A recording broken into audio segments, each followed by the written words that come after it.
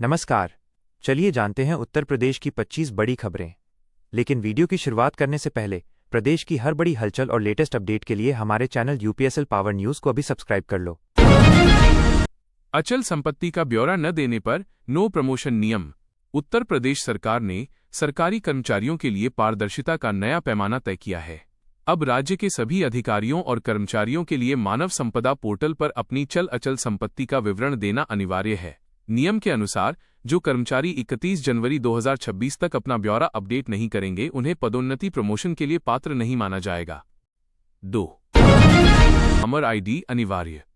किसानों के लिए अब एक विशिष्ट पहचान पत्र यानी किसान आईडी अनिवार्य कर दी गई है।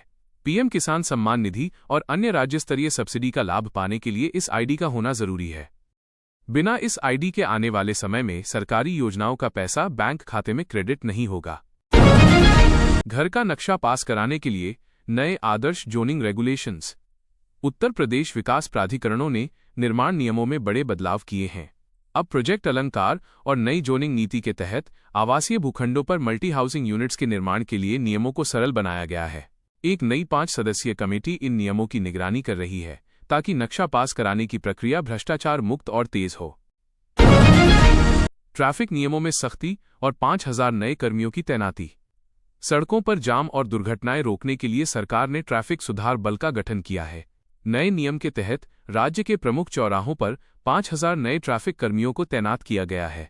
साथ ही अब एआई कैमरों के माध्यम से चालान की प्रक्रिया को और अधिक सटीक बनाया गया है। दवाओं की कालाबाजारी रोकने के लिए सख्त एफएसडीए नियम। कोडीन युक्त कफ सिरप और एनडीपीएस श्रेणी की दवाओं के दुरुपयोग को रोकने के लिए एफएसडीए खाद्य सुरक्षा एवं औषधि प्रशासन ने नए नियम बनाए हैं। अब थोक और फुटकर विक्रेताओं को इन दवाओं का रियल टाइम स्टॉक अपडेट सरकार के पोर्टल पर देना होगा। उल्लंघन करने पर लाइसेंस तुरंत रद्द। भू उपयोग परिवर्तन धारा 80 अब पूरी तरह ऑनलाइन। जमीन का उपयोग बदलने, कृषि से व्यावसायिक या आवासीय के लिए अब तहसील के चक्कर नहीं काटने होंगे। राजस्व परिषद ने धारा -34 और धारा -80 की प्रक्रियाओं का सरलीकरण करते हुए इसे पूरी तरह ऑनलाइन कर दिया है।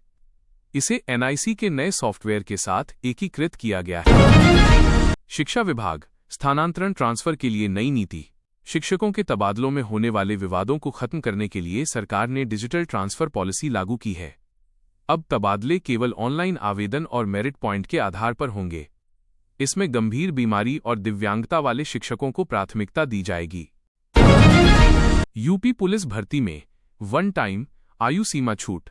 युवाओं के हित में सरकार ने एक विशेष नियम लागू किया है, जिसके तहत आने वाली 32,000 जोड़ कांस्टेबल भर्ती में अभ्यर्थियों को 3 साल की अतिरिक्त आयु छूट दी गई है। यह नियम उन युवाओं के लिए संजीवनी है जो कोरोना काल के कारण भर्ती प्रक्रिया से वंचित रह गए थे।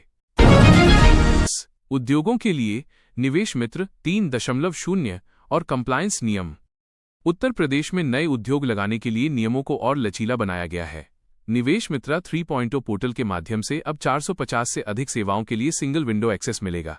नए नियम के तहत यदि विभाग तय समय सीमा एसएलए के भीतर अनापत्ति प्रमाण पत्र एनओसी नहीं देता है तो उसे डीम्ड अप्रूवल मान लिया गया अनुमोदन। आज यूपी के कई शहर पहाड़ों से भी ज्यादा ठंडे दर्ज किए गए हैं।